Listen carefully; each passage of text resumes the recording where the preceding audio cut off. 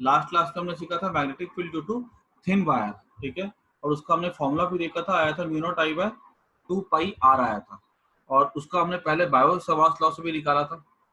अब हम देखने जा रहे हैं magnetic field due to thick conductor, मोटा कंडक्टर होगा ऐसा,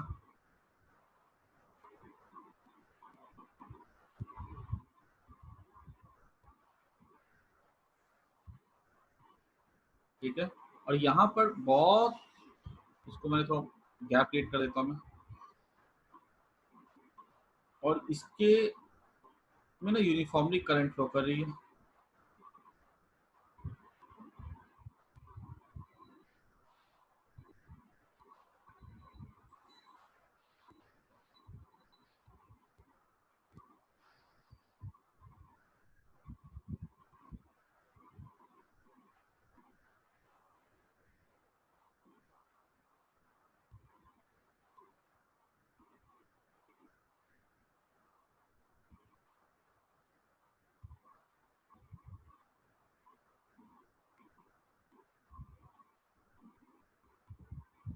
यहाँ पे ना करंट फ्लो कर रही है, ठीक है। अभी जो करंट फ्लो करेगी ना, इसमें से हमसे पूछा जाएगा कि इसमें से इसकी जो इसका जो रेडियस है ना इसका, वो हमें दिया गया आर, लेंथ इन्फिनिटी है, करंट जो फ्लो कर रही है इसे आई फ्लो कर रही है। अगर करंट फ्लो कर रही है इसे पूरी पूरी थिक वायर से करंट अगर फ्लो कर रही है, तो करंट फ्लो कर रही है यूनिफॉर्मली, मतलब बराबर बराबर करंट फ्लो करेगी इसमें से।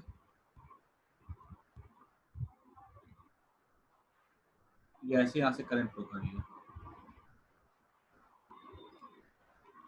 ये हमारा व्यू हो जाएगा सामने का व्यू, जब हम इसको सामने से देखेंगे।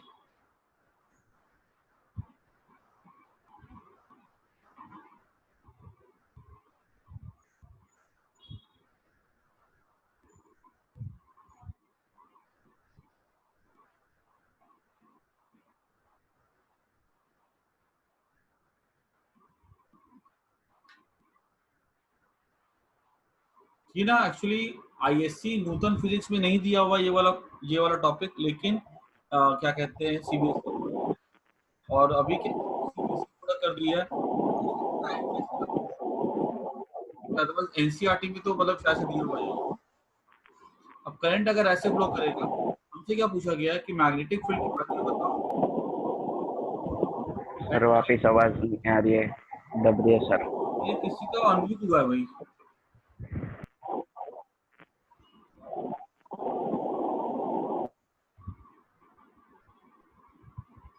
हाँ, ये किसी का अनम्यूट हुआ था।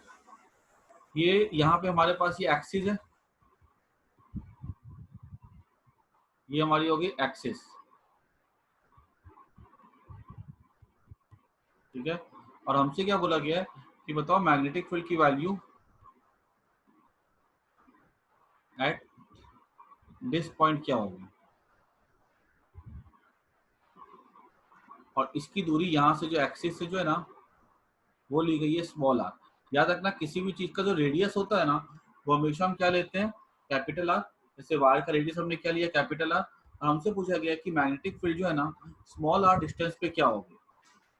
इसमें बता देखो, इसमें अगर magnetic field at distance small r निकालना है ना, तो प्रॉब्लम क्या है यहाँ पे कि यहाँ पे जो करंट है वो पूरी वायर से फ्लो कर रही है, और अगर हम आर डिस्टेंस के बाद देखें तो वहां भी करंट है, आर डिस्टेंस से पहले देखें तो यहाँ भी करंट है। तो हमको यहाँ पे निकालना है करंट, तो यहाँ पे कुछ करंट जो है ना, अगर हमने यहाँ पे एम्पीरियल लूप ड्रॉ किया तो कुछ करंट ऐसी होगी जो एम्पीरियल लूप के अंदर आएगी, और कुछ करंट ऐसी होगी जो एम्पीरियल लूप के बाहर आएगी।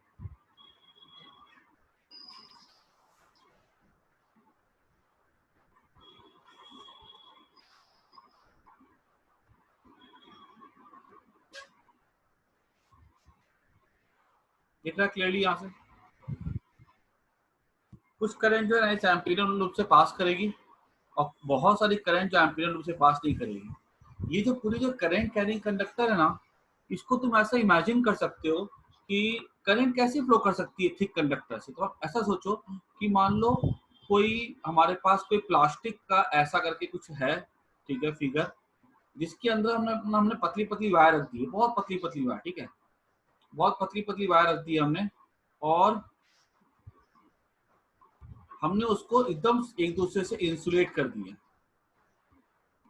पतले पतले प्लास्टिक से चढ़ा करके, और करंट जो है आराम से यहाँ से फ्लो कर रही है, एकदम यूनिफॉर्मली फ्लो कर रही है।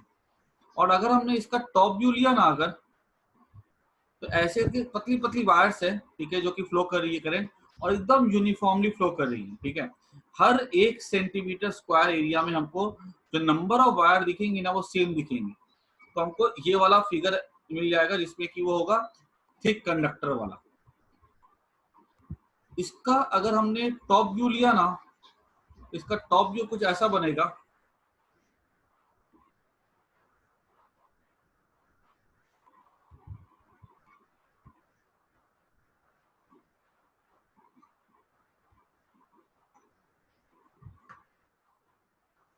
करंट हमारे तरफ आ रही है, इसका टॉप व्यू अगर हम देखें ना, ये ऐसा होगा,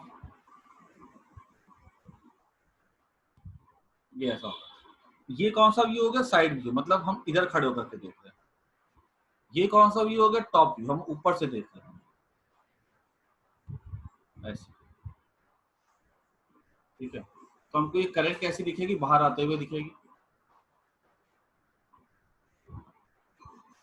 अब याद रखना है कि एम्पियर्स लॉ जो है ना, बहुत समझ लो रिश्ते में इसका रिश्तेदार ही लगता है गॉस लॉ।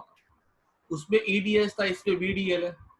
उसमें वही चार्ज क्रिएट करता था फ्लक्स, जो चार्ज इसके एम्पीरियन इसके गॉसियन सरफेस के अंदर था। जो चार्ज बाहर था वो फ्लक्स कंट्रीब्यूट नहीं करता था। जैसे एग्जांपल ले लो कि अगर हमारे पास अगर ऐसे गॉसियन सरफेस है जो स्फीयर था, यहाँ पे क्यू है, यहाँ पे माइनस क्यू है, तो यहाँ पे हम नेट चार्ज जीरो नहीं लेते थे, हम यहाँ पे चार्ज क्यू लेते थे, बिकॉज इसके अंदर चार्ज कितना है? क्यू है। बाहर के चार्ज फ्लक्स क्रिएट नहीं करता था।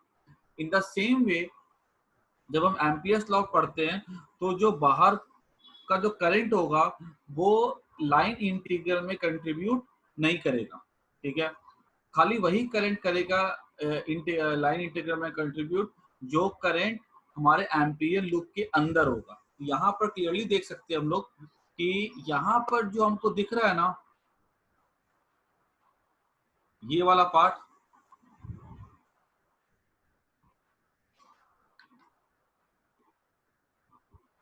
ये जो पार्ट हमको दिख रहा है, इतना सा पार्ट, ये जो पार्ट हमको दिख रहा है ना, ठीक है, इतने पार्ट से करंट जो है फ्लो कर रही है।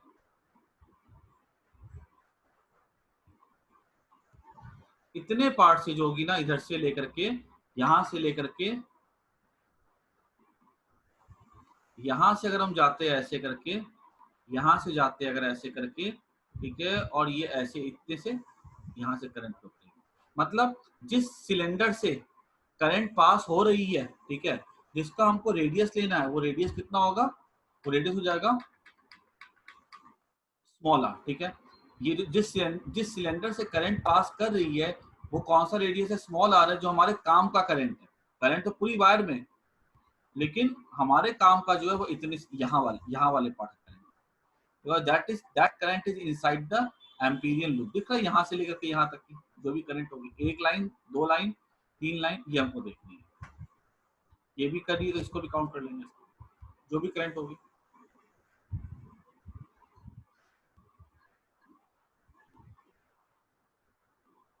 अब मैं लिखना स्टार्ट कर देता हूँ।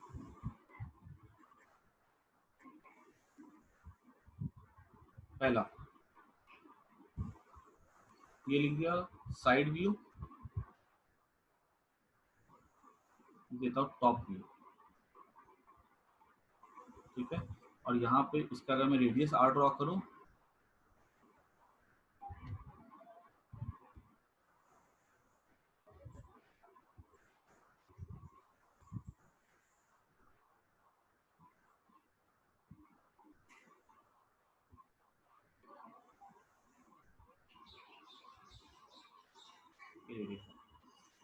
तो फाइंड, यहाँ तीन पार्ट पे क्वेश्चन डिवाइड होगा, इनसाइड के लिए, सरफेस के लिए, आउटसाइड के लिए। तो फाइंड बी वेक्टर ये मेन टॉपिक 3 पार्ट में डिवाइड होगा। At point, inside a conductor, at distance r from axis. ठीक है, ये हमारा टॉपिक है। चैप्टर कौन सा है ये? मैग्नेटिज्म, जो कल करवा रहा था लास्ट क्लास में। तो पहला स्टेप देखते हैं, फर्स्ट का A, an amperian loop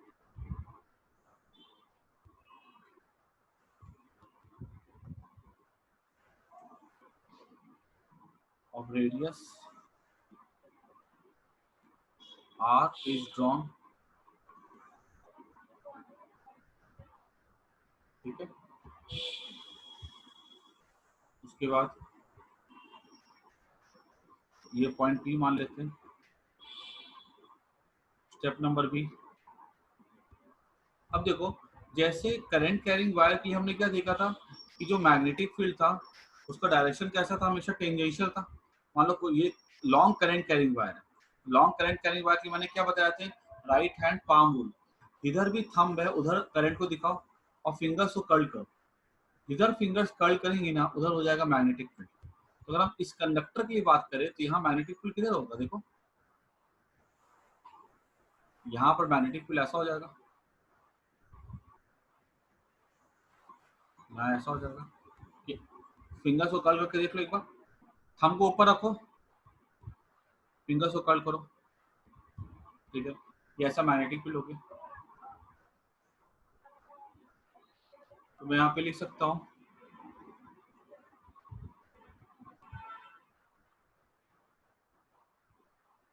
B vector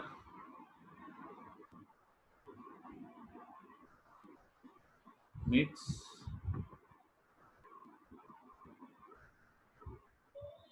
zero degree with the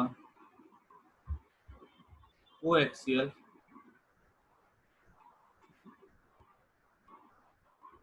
यहाँ पे amperian loop in form of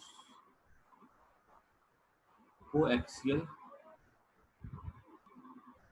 circle of radius r is drawn। ठीक है, ये लिख लेना, an ampere loop in form of coaxial circle of radius r is drawn। b vector में 0 degree with the coaxial with the loop। ठीक है, हर जगह देखो तो dl कैसा होगा, टेंजेंशियल, फील्ड कैसा होगा, टेंजेंशियल, तो एंगल कितना बनेगा, 0 डिग्री बनेगा। हर जगह तुम देख सकते हो ये ऐसा लूप है ना, अगर dl आई dl ऐसा जाएगा, और बी वेक्टर भी कैसा यहाँ पे बी वेक्टर भी कैसा जाएगा, ऐसा जाएगा।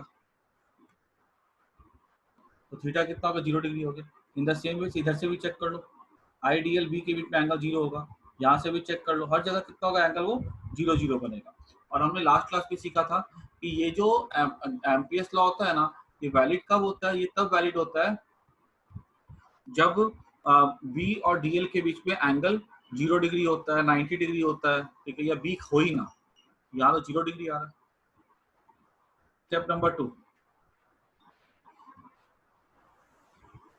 Calculate B d l. तो हम यहाँ पे क्या लिखेंगे, बी डी एल, तो बी डी एल के बदले मैंने क्या लिख दिया, B into d l into cos 0, हर तरफ एंगल कितना 0 डिग्री है। अब यहाँ पर देखो इसकी हर पॉइंट पे बी तो सेम ही रहेगा, क्योंकि हम जानबूझ के लूप ही ऐसा चूज करते हैं कि उसके बड़े पार्ट पे या उसके पूरे पार्ट पे फील्ड कितना हो, 0। तो B circular integration of dl हो जाएगा, बी इंटू 2 पाई आर हो जाएगा। यहाँ रेडियस क्या लेंगे, स्मॉल आर लेंगे। Third, current enclosed,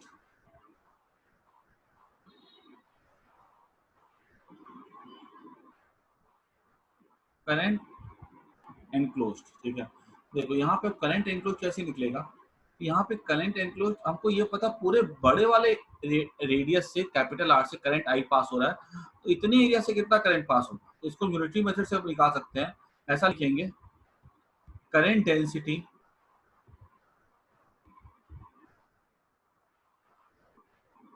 equals to J equals to I by कितना करंट फ्लो कर रहा है I by pi into capital R square. ये करंट डेंसिटी हो गया, मतलब current through unit area, 1 centimeter square से जो करंट होगा वो इतना हो जाएगा, that is equals to I by, तो हमने लिख दिया यहाँ पे, therefore current through area pi R square equals to हो जाएगा I by pi R square into pi R square. ये पाई पाई कट गया, क्या बच्चा, I R square by capital R square. This is the current through area, मतलब इस area से जो करंट पास हो रहा है ना वो कितना पास कर रहा है, I by I into small are square by capital R square, इस एरिया से, ठीक है। और अब इस एरिया की बात करें ना, ठीक है, यहाँ से कितना करंट पास करेगा, इतना करंट पास करेगा, I small are square by capital R square, this is the current. देखो बाकी जो करंट होगा ना, जो बाहर होगा ना, उससे वो कोई मतलब नहीं है, बिकॉज वो इंटीग्रेशन, जैसे बाहर का चार्ज फ्लक्स में नहीं आता था, ईडीएस में नहीं आता था, वैसे बाहर का करंट बीडीएल में नहीं आता, ठीक है। ये टॉप व्यू नोट कर लेना, ठीक है, और ये वाला भी पार्ट नोट कर लेना, इसको मैं गेस कर देता हूँ।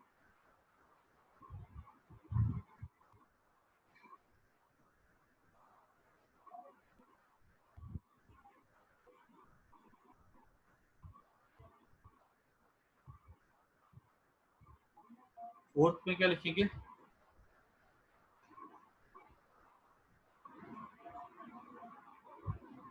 फोर्थ का हमारा स्टेप था बीडीएल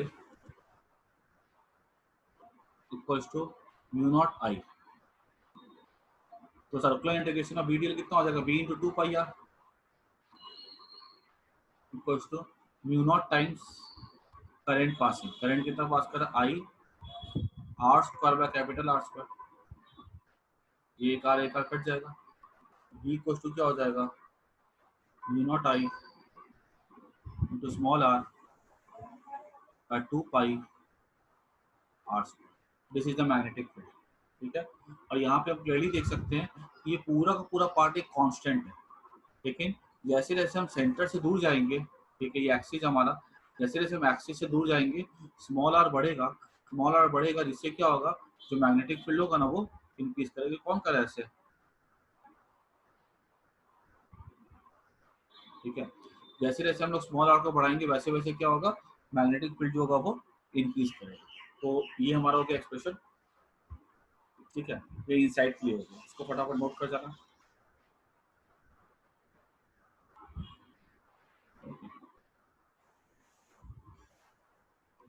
अब हम बात करते हैं magnetic field due to thick conductor, inside हो गया, आउटसाइड की बात करेंगे। आउटसाइड का बड़ा आसान होता है, और ये वैल्यू को मैं यहाँ पे लिख करके रख लेता हूँ अलग से, क्योंकि इसके लिए मुझे बाद में अभी एक ग्राफ भी ड्रॉ करना होगा, 2 pi R square.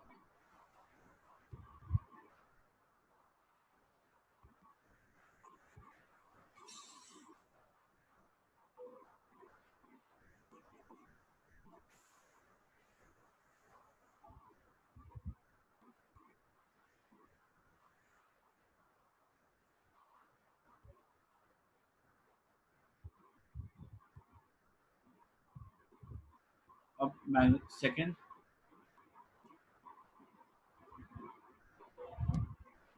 Magnetic field, इसी का सब टॉपिक है,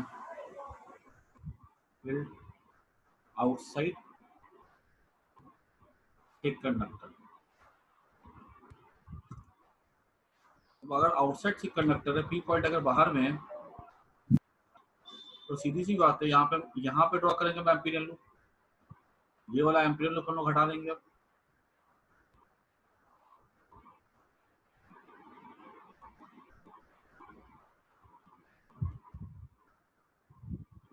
ये एम्पीरियल लूप हमने हटा दी, और अब हमने क्या किया, हमने बाहर में एक एम्पीरियल लूप को ड्रॉ किया।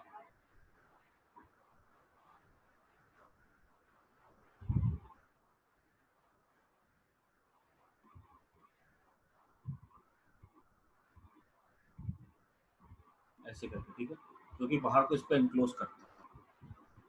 तो यहाँ पे मुझे इतना लंबा लंबा स्टेटमेंट लिखने का कोई जरूरत नहीं है, ठीक है। मैं सीधे लिख सकता हूँ कि loop is a circle, is a coaxial circle of radius r, therefore circular integration of b dl equals to mu not I हो जाएगा।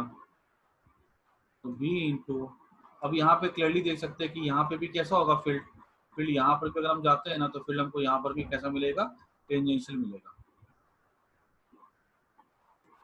हाँ ऐसा जाएगा ये, ठीक है।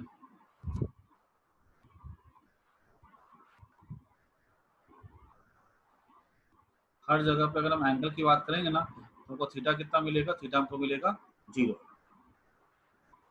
तो b into 2 pi r 2 pi small r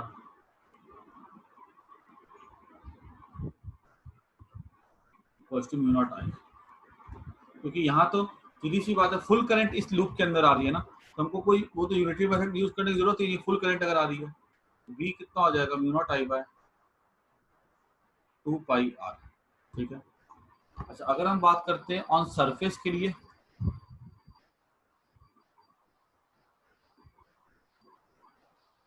on surface, surface पे हम भी क्या बोल सकते हैं कि अगर हम बाहर से सोचो, अगर अंदर की तरफ आते हैं, बाहर से चलते हुए अंदर की तरफ आते हैं, तो स्मॉल आर घट के कितना बचेगा, कैपिटल आर बचेगा, जो कि यहाँ का रेडियस है। तो फील्ड कितना हो जाएगा, mu not I by 2 pi into small r के बदले क्या, कैपिटल आर आ जाएगा। या अगर मेरे को बोला जाए कि ये वाला फॉर्मूला अगर मैं यूज करता हूँ, यहाँ पे देखो स्मॉल आर भी आता ना, लिखा भी था मैंने, तो अगर मैं ये वाला फॉर्मूला यूज करता हूँ, यहाँ पे मैंने क्या पुट करना है, स्मॉल आर, अगर मान लो अगर मैं अंदर से बाहर की तरफ अगर आता हूँ तो स्मॉल आर किसके इक्वल हो जाएगा, कैपिटल आर के इक्वल हो जाएगा। अगर यहाँ मैंने कैपिटल आर पुट कर दिया तो ये कैपिटल आर और यहाँ से स्क्वायर कट जाएगा, तो mu not I by 2 pi r बचेगा, आंसर सेम ही आएगा। और ये हमारे हमारे रिजल्ट को वैलिडेट भी करता है, ठीक है। सो ऑन द सरफेस में इतना हो जाएगा, कोई भी तरह से देख सकते हो, यहाँ से भी ले सकते हो, यहाँ से भी ले सकते हो, ठीक है, तुम्हारी मर्जी है। तो हमको magnetic field on the surface भी मिल गया, हमको आउटसाइड भी मिल गया, हमको इनसाइड भी मिल गया, ठीक है। So we got the magnetic field. अब बात करते हैं हम लोग आगे कि इसका ग्राफ कैसे ड्रॉ करना होगा। देखो मैग्नेटिक फील्ड आउटसाइड जो है ना, वो तो स्मॉल आर के, जैसे जैसे स्मॉल आर बढ़ेगा वैसे वैसे मैग्नेटिक फील्ड क्या होगा, वो घटेगा।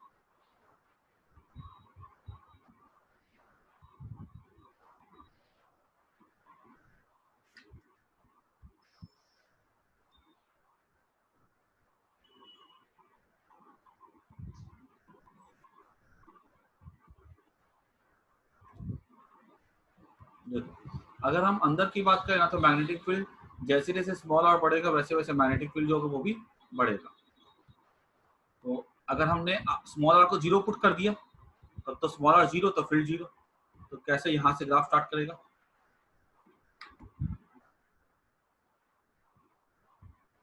And this is directly proportional, ठीक है, because it is proportional to small r. अच्छा यहाँ पे हम पहुंचे और यहाँ पे हमारा फील्ड कैसा हो गया, मैक्सिमम हो जाएगा। कब मैक्सिमम होगा, जब स्मॉल आर किसके इक्वल हो जाएगा, कैपिटल आर के इक्वल हो जाएगा।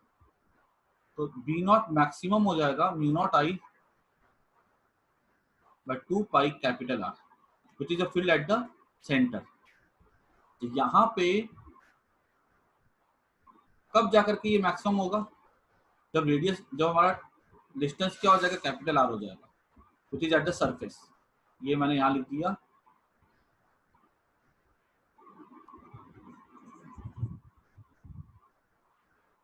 v vector, this is small r vector, distance, magnitude देखते हैं। तो this is b and this is r। जैसे जैसे स्मॉल r बढ़ रहा है वैसे वैसे मैग्नेटिक फील्ड क्या हो रहा है, बढ़ रहा है ना, देख लो क्लियरली ग्राफ कैसे जा रहा है, स्ट्रेट लाइन। और मैक्सिमम कब होगा जब जाकर के बी कोई जब स्मॉल आर किसके इक्वल हो जाएगा कैपिटल आर। अब इसके बाद क्या होता है मैग्नेटिक फील्ड यहाँ से डिक्रीज करना स्टार्ट करते हैं। क्यों? देखो यहाँ से आउटसाइड के लिए ये था ना फॉर्मूला, आउटसाइड का फॉर्मूला में स्मॉल आर आ रहा था, अब यहाँ से डिक्रीज करेगा और डिक्रीज करेगा ये इस तरह से,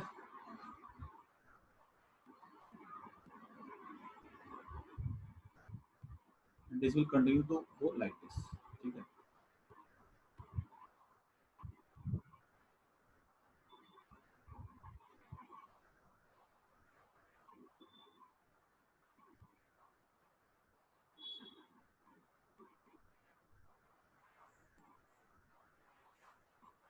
ठीक है, इस फिगर को नोट कर दो।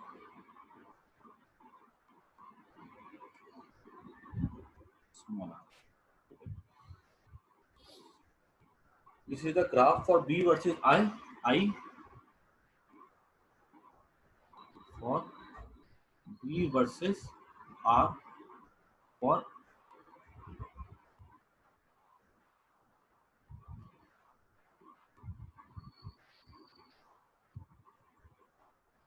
ठीक करना।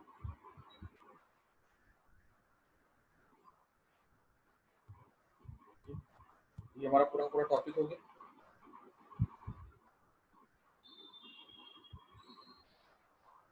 फटाफट नोट कर जाना है, ठीक है।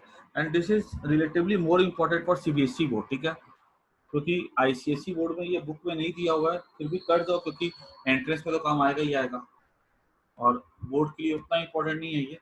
बोर्ड के लिए आईएससी और सीबीएसई दोनों के लिए ज्यादा इम्पोर्टेंट टॉरॉइड और सोलेनॉइड है।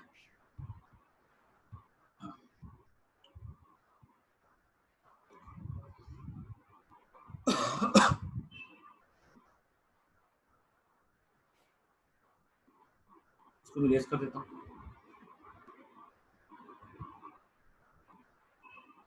एक काम करो ना, फिर से ज्वाइन कर लो ना डिस्कनेक्ट करके, क्योंकि फिर सोलेनॉइड लंबा होगा, फिर टाइम भी हो नहीं पाएगा। मैं डिस्कनेक्ट कर रहा हूँ, फिर से ज्वाइन कर लो।